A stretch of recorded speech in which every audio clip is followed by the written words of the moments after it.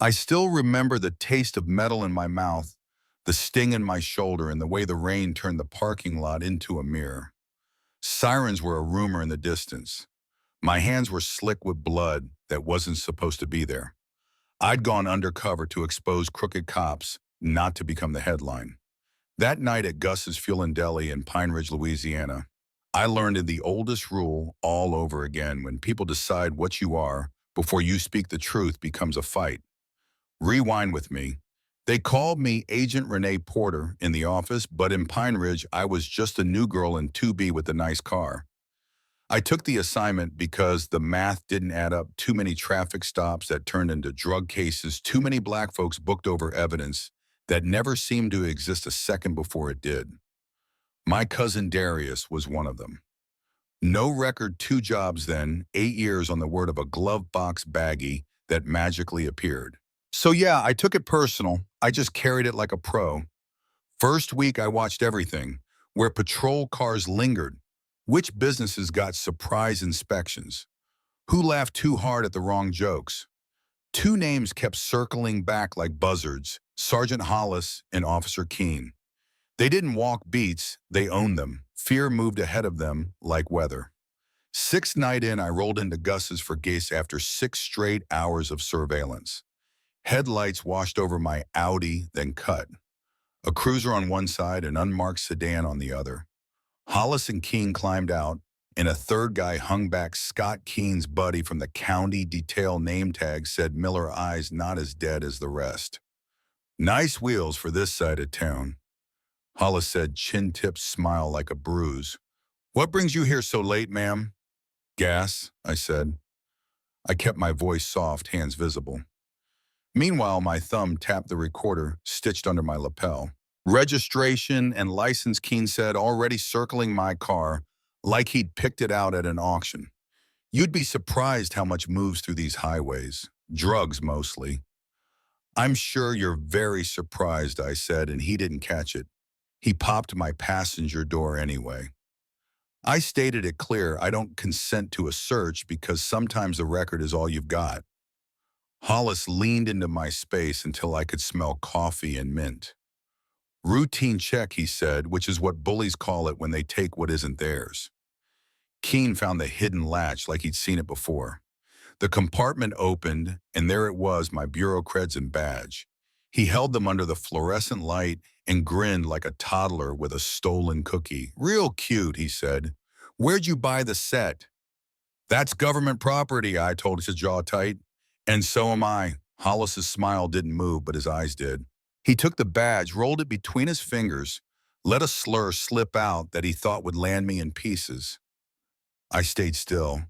Then Keene stepped away to make a call, said a name I recognized, waited, listened. Something shifted. He came back stiff as starch. Suddenly, I was ma'am again. Hollis handed back the badge like it was hot. Apologies for the inconvenience.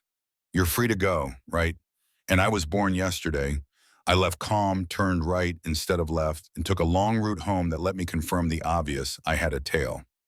I found the tracker under the passenger side wheel. Well, 20 minutes later, I didn't rip it out.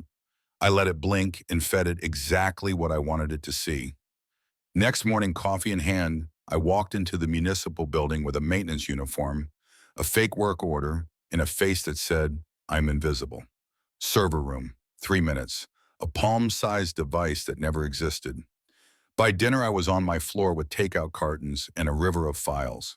Arrests spiking around properties owned by one Barton Hale car wash, storage units, nightclub, all clean fronts with dirty ledgers. Money dancing from forfeiture accounts to shell companies, then offshore. A judge who never met a maximum sentence he didn't love, Eldon Price. A police chief who signed anything that slid under his pen, Chief Merrick.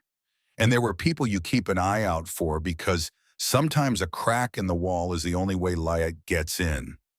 Nora Roos, a rookie, kept turning up in my notes without fingerprints on any mess. She bumped into me at a coffee shop, apologized too much, asked the kind of questions that either meant she was nosy or honest. I tested her with a comment or two about odd patterns. She went quiet cheeks, hot eyes, loud.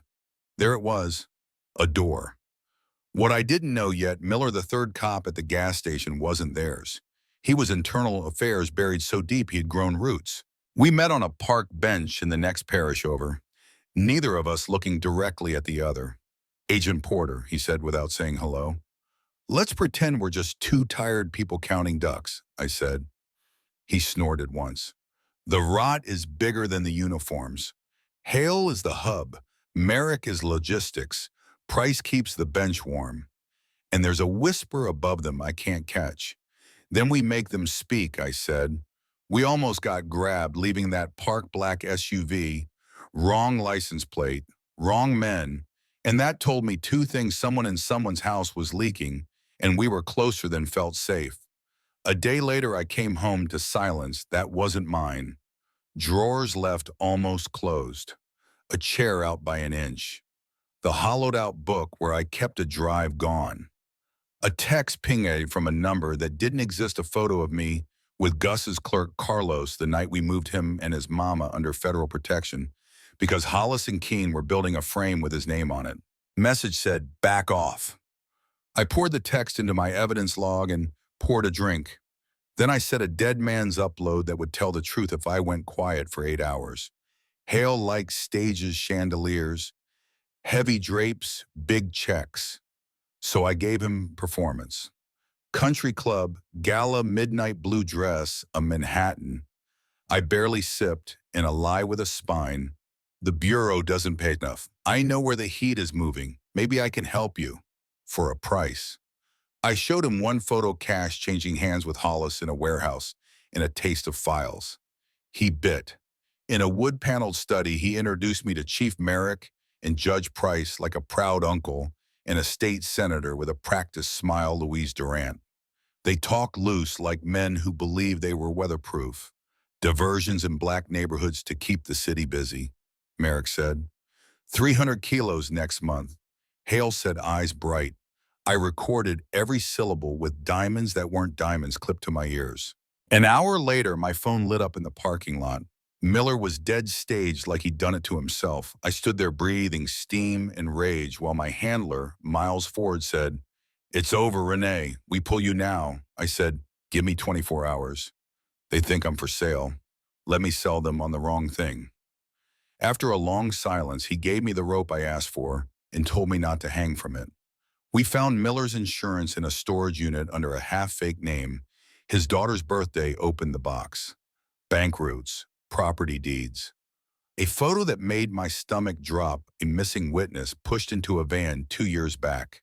Merrick's watch in the corner of the frame. When I called Nora to move to Plan B, she didn't answer. Her phone pinged from an old cannery owned by one of Hale's shells. I found scuffed concrete, a streak of blood, and a text with a picture of Nora tied to a chair. Evidence for the officer. Gus's. Midnight. Here's the part where common sense lost the vote. I called Ford, laid out the only plan with a pulse. I go in light with a sample on a tablet and the rest of my trunk. They put Nora on her feet and walk her to me. I hit a transmitter in my pocket and the TAC teams come in from far enough away that no one gets spooked until it's too late. Ford swore agreed and told me if this went ugly, I was done freelancing for the evening. It rained like the sky was nervous. Gus's lights hummed over 4 vehicles, a cruiser, a gray sedan, Hale's black SUV, and a van that could have held anything. I parked at pump 3 and stepped out slow. Hollis and Keene appeared with their smirks oiled on. Hale wasn't smiling. Chief Merrick stood just behind him, hand never wandering far from his belt. Agent Porter Merrick called his voice too civil. "Let's not make this hard. Where's the officer?" I said. Hale pointed. The van door slid open. Nora, bruised but defiant, blinked into the rain. "I've got what you want," I said, tapping the waterproof sling bag. "Financial surveillance statements, the works. She comes to me while you take a look." Keene laughed like a bad TV laugh. "And if we just take it from you," he said. "You could try," I said, "but there's a fuse you can't see." I lifted the tablet, thumbed to a directory that would make any defense attorney cry. Merrick scrolled and his face did a slow collapse. He handed it to Hale, who found a photo of his own hand taking money in an alley and forgot how to breathe. Release her, Hale said tight. King cut the ties and pushed Nora forward. She stumbled, then ran the last steps. I slid my hand into my pocket and pressed the transmitter like I was reaching for my car keys. Quite a show, Hale said, trying to find his swagger. I underestimated you. That's one of my favorite mistakes, I said. People talk too much when they think you're small. Engine swelled at the edge of sound. Merrick's eyes clicked toward the highway and narrowed. You brought friends, he hissed, drawing. I didn't see who shouted federal agents first. It sounded like the rain grew a voice. Lights exploded. Men I hadn't met burned into motion. Hale's guys chose wrong and fired. I shoved Nora behind the pump and felt the air change as a bullet kissed my shoulder and set it on fire. Keene took aim at a young agent cut across the open. I put 2 rounds center mass and he dropped like a string had been cut. Hollis threw his gun and his hands up at the same time. Hale hit the ground cursing, and Chief Merrick, the highest name on my board, ghosted into the dark in all that thunder and never came back into the frame. 1 week later, I sat in a hospital room that smelled like bleach and lemon. News ran a loop Hollis and Keene in cuffs. Barton Hale in a windbreaker. He didn't pick Judge Price stepping into a car like the floor was lava.